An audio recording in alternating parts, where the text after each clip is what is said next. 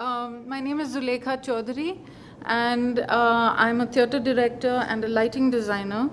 I'm not going to say too much more about myself, and perhaps we could talk about why I introduce myself in this way once we've looked at the work. I'm going to, I don't know how we're doing for time. Yeah, it's 30 minutes only. Okay. Can you tell me? Question and answers. All right. Okay. I'm going to try and talk through 3 of my works, but you can tell me when 10 minutes are up. Right. Okay, so when 10 minutes are up, just let me know. This is a work called Some Stage Directions for 24 Jorbagh. This is a site in Delhi. As I read through the text, if you could just go through the images, Yep. You can hold them for maybe 5 or 6 seconds, Right. maybe 7.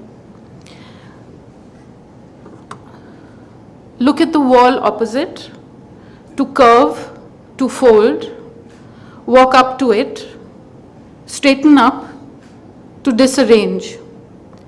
Take a moment to feel your head balancing on your neck, of grouping. Tentatively, place your left foot on the vertical wall. Turn back, you can't see yourself anymore. Throw your arm on your back, reach back. The metal meets wood at an angle that begs replacement. To distill. Pause. Are your arms supported to help maintain the position of your trunk and shoulders? To simplify. Are your shoulders back? Is your back straight? Of symmetry. Raise your right foot and place it on the vertical wall. Remain in this position for some time. You are now standing horizontally in space. Pull yourself up from the top of your head, chin up, the top of your head higher, even higher. The very top of your head loses its shape, it lengthens and comes out of your head. It is light, the light is bright. So you walk around this, so you walk around. This is a container containing you of tides. It stands still, you move, of refraction. It moves, you stand still. Step by step, you move up the vertical wall on the line till you reach the ceiling. Occasionally, you take a deeper breath. Take a deep breath. Drop your hips. Think of lifting your hips back up. Rotate your back. Twice, thrice. Place your first foot on the ceiling, and after a brief hesitation, also the second. Your feet are flat on this ground. Pivot fully around your axis. Bring your legs together. Of context. Can you see the form? Of layering. You now advance headlong over the ceiling as though it were the floor. You know where you are, but this isn't always clear to you. To impress, to smear. You cross the ceiling till you reach the vertical wall. Your mind faces a wall. At these moments, the self has to be reconstructed. Of carbonization. You force yourself to remember, to continue. Then, with your face turned down, you run down in the direction of the floor, to surfeit. Finally, you reach the floor again and stand exactly on the spot from which your passage around the space began. As I said, I was invited to 24 Jorbagh, which is, as you can see, a house. Can you just leave the last image on, please? Maybe you could go back one. This is fine.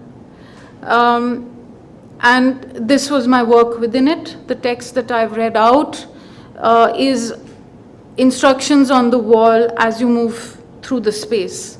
I'm just going to read a short note that I wrote for the piece. So this is in 2014. And at that time, it was perhaps for an audience, for the audience. Today, I feel it's more possibly a note for myself. Scenography examines how a space behaves and how we treat it. It examines the interference of construction, material, and form in a given space, the way it frames the empty space as well as the full one. Due to its theatrical nature, the interference is ephemeral and transient, bound in a specific time and place that gives up functionality in favor of the speculative act. Scenographies are often performative environments that are designed not in the sense of being built, but of being edited, selected, determined, curated. They are framed and designated, places, series of spaces, points of perspective, ways of looking and routes that provide points of view, frames of visions and vantage points to look from. But this looking is not merely a detached visual activity for the spectator. The looking happens with the whole body, its choreography, it's a sensorial experience. So this work is actually part of I tend to work in series, and this is the third of a series called A Transparent Performer, which was sometimes installation like this, sometimes performance, which I'm not going to show or talk about, but really for me investigated the tension between looking and watching, or doing and acting. When and how does the role of the spectator and the performer collapse? One of the things that I wrote post this work was, to me, the performative implies action, because I was thinking around the word performative. The performative implies action and opens up questions of agency. How we live and take action, how we identify ourselves and others, how we engage with and write history, and how we approach local versus global tensions and intersections. Could I ask you to go to the Bhole folder?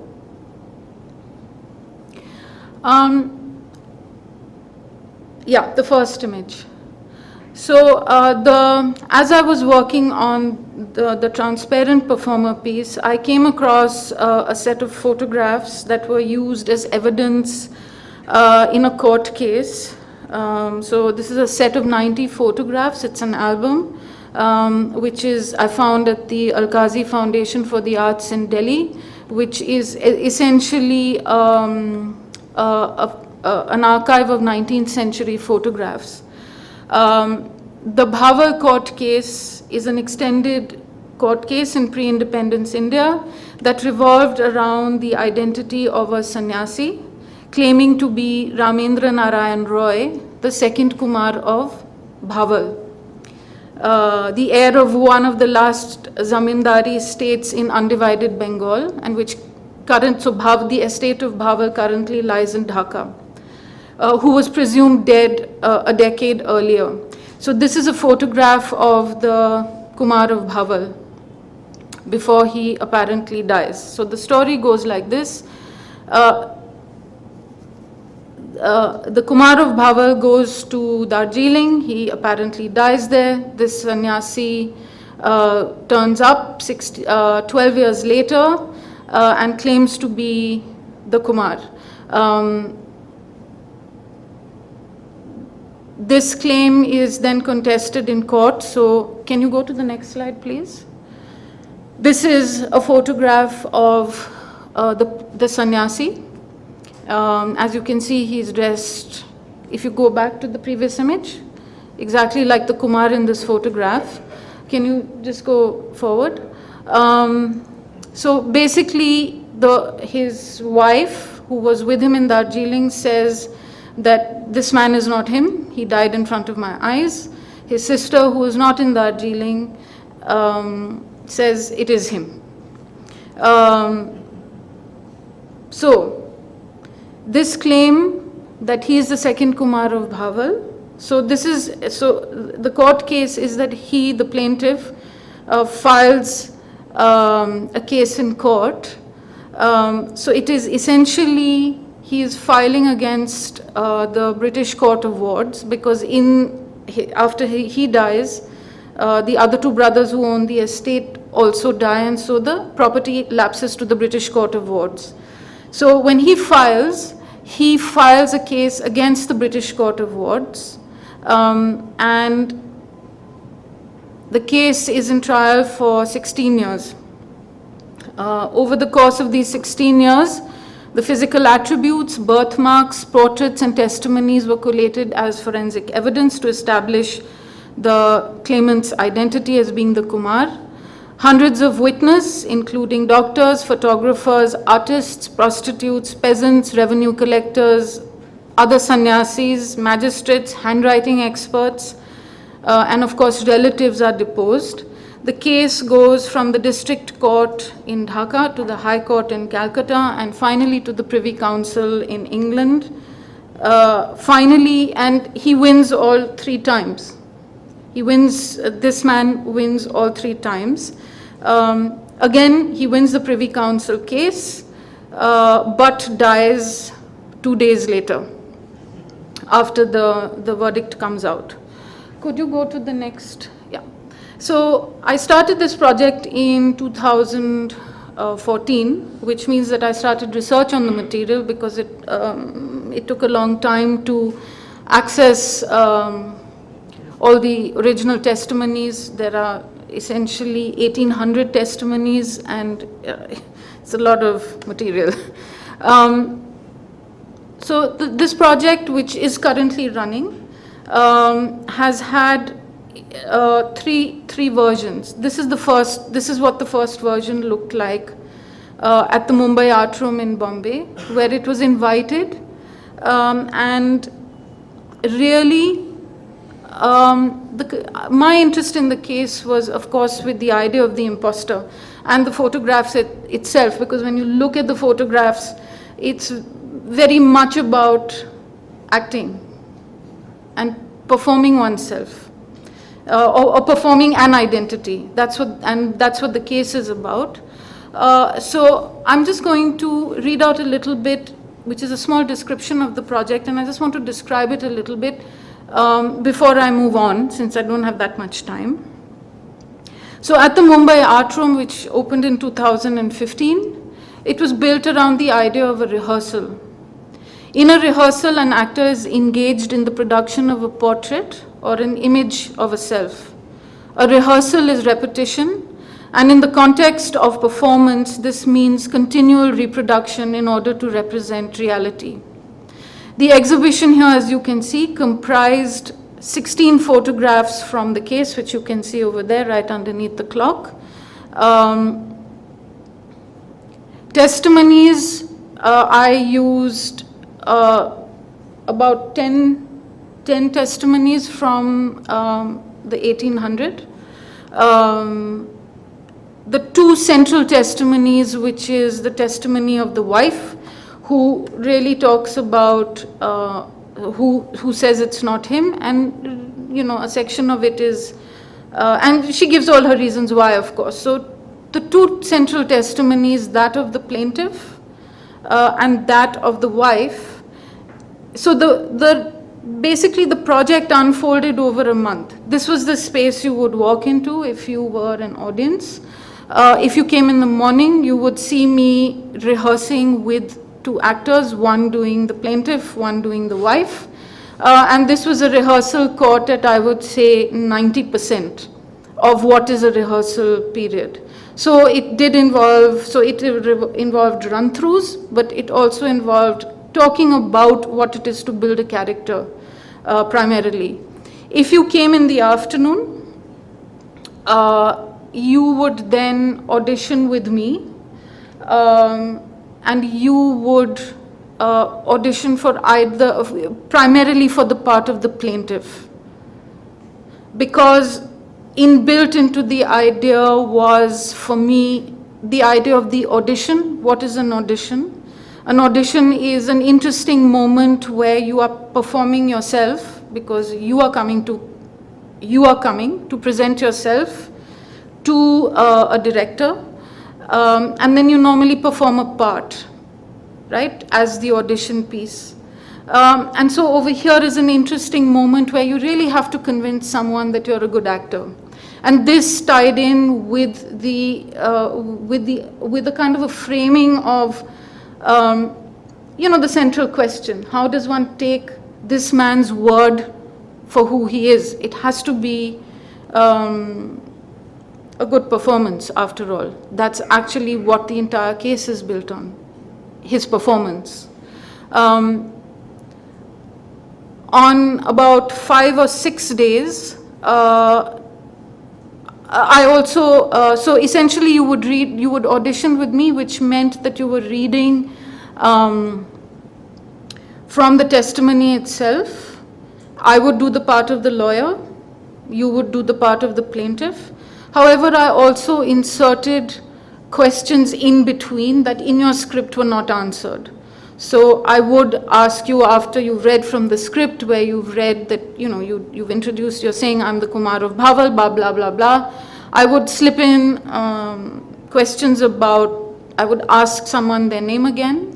And it was interesting, often the answer was their own name. Often they would say Rajendra Narayan Roy. Because I made sure to insert it in between, so when you least expected it. So the questions, who is the you that I'm speaking to? There was a constant slippage in there. Part of the project or performance, however one likes to frame it, was also a set of expert witnesses. So I invited lawyers, I invited anthropologists, sociologists, archivists, to use the material as a base to talk about either elements of the case itself, but basically unpack it further. Can you go to the next slide? It's 550. Okay. Can you go further? This is the second version, which I won't talk about.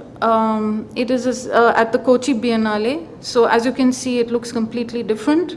What I did, it's essentially an audition performed, except that and it ran in a loop. So it was a 40-minute piece that the actor went on and on and on with. So say he did 5 or 6 rounds at one go. Inserted within it, however, I did leave open a moment to audition with anyone in the space. So you would then be performing the part that you had heard, or would continue to go on hearing from this person, who would always give. So he would say, "I'm Atul Kumar, and I'm doing this audition." Further down, he'd say, "I'm Rehan Engineer, and I'm doing this audition," or etc., etc., etc. And so I tried to keep this sense of still keeping the audition section sometimes open as an interruption. Can we go further? The Bhaval, so the project is called Rehearsing the Witness, the Bhaval court case, and this is the most recent version and the one that will continually run. As you can see, it's now a retrial in many ways. There is an actual judge, there are 2 lawyers, and there are a series of expert witnesses who parallel some of the original witnesses from the case. So there were 4 photographers who were originally called on to testify. I've used 2 of their testimonies. So in the front, so in the testimonies that is given, each witness will first read a section from the original version. So you hear what was originally said. And then in their cross-examination, will give their own opinion of what their own individual opinion is of the material. As you can see, the photographs I still use as evidence in the case. The piece still has two actors who play the part of the plaintiff and the wife, except, and so they perform a section as a monologue, as a performed monologue, but their cross-examination is kind of almost like a character analysis. Often the actors are I do find them with people who, like Anubha, have other professions and other lives. So the actress who played the wife here is a sociologist, so her reading in her cross-examination is not only, is as much a kind of character analysis as it is actually a kind of a reading of Bibabati Devi as a woman in Calcutta in the 1930s. The actor I used in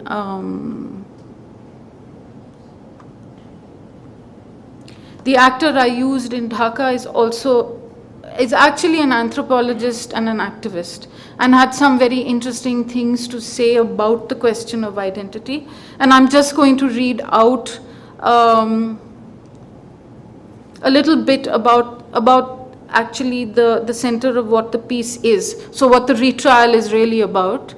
How is identity written into history and played out in the domain of law, as opposed to the actual complexity of a real lived experience and relationships.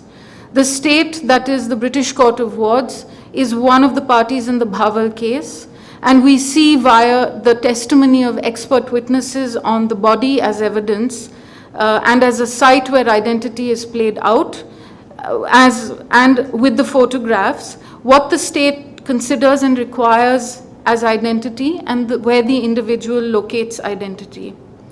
Both theatre and citizenship are performative practices. Citizenship is a template and a score, the successful performance of which is always the matter of an ongoing test. One achieves citizenship, one loses it, one's performance is either applauded or it fails to live up to the demands, requirements, and standards that accrue to it. To live with these conditions is to always be on trial, and to know that in the eyes of the examining authority, one is always an imposter unless proved otherwise. I did want to talk about my other running project, which is also a case, but since we don't have time, I'll just read a little bit to end about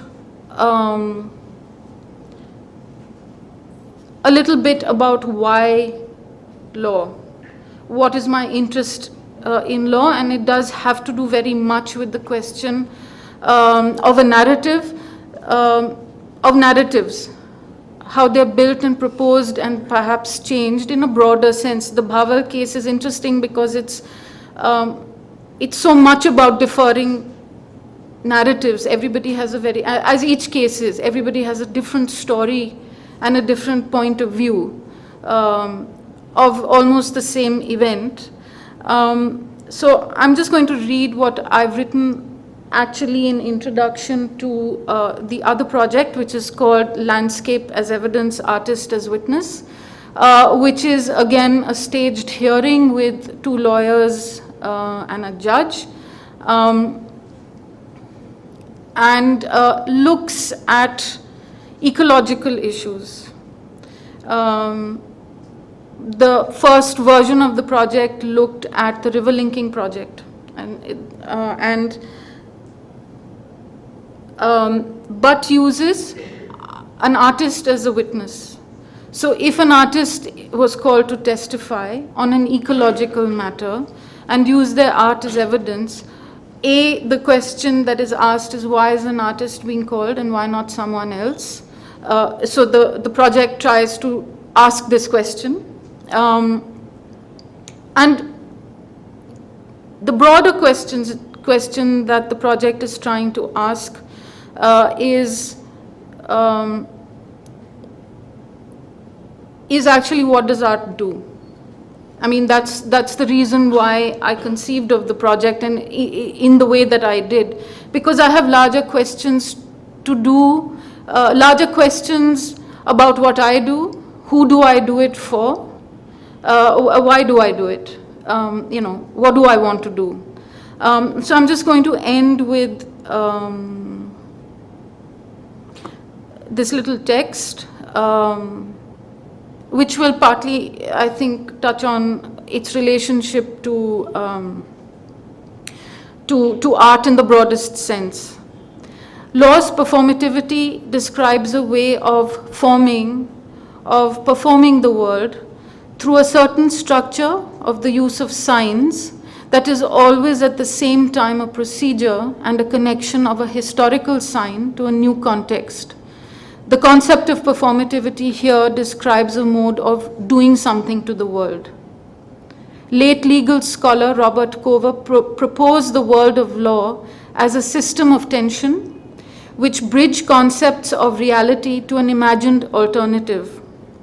According to Cover, these polarities are maintained and moved forward through the device of a narrative. It is through narratives that we build and understand the relationship between our social constructs and our vision for potential futures.